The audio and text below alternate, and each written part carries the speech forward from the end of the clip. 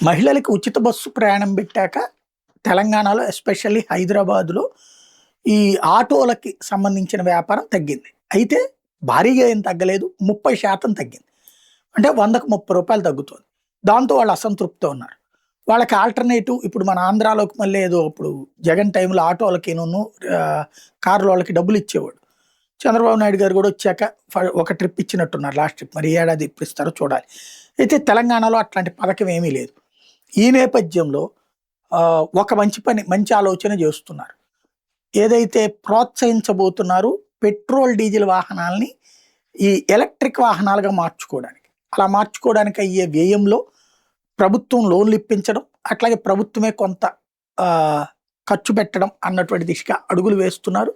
ఇది సక్సెస్ అయితే అద్భుతమే. ఎందుకంటే పెట్రోల్, డీజిల్ ఖర్చు తగ్గిపోతే దాదాపుగా ఇప్పుడు ఒక రోజుకి రూ.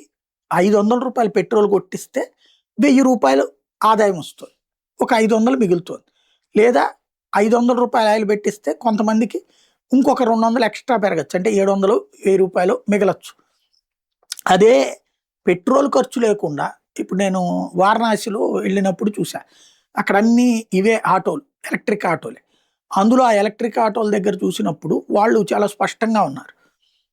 ఏది ఎలక్ట్రిక్ ఆటోల్లో ఈ వ్యవహారానికి సంబంధించినంత వరకు ఖర్చు వాళ్ళకి బోల్డ్ అంత మిగులుతోంది, లాభం. ఇబ్బంది లేదు. ఎప్పటికప్పుడు బ్యాటరీలు మార్చుకుంటున్నారు. ఆ బ్యాటరీ ఛార్జింగ్ పాయింట్లు అక్కడక్కడ ఉంటున్నాయి వారణాసిలో. అట్లాంటిది ఇక్కడ కూడా పెడితే మ్యాక్సిమం ఇప్పుడు రూ. 500 అయ్యే ఖర్చు 200 అయింది అనుకోండి, ఇంకో 300 మిగులుతుంది కదా.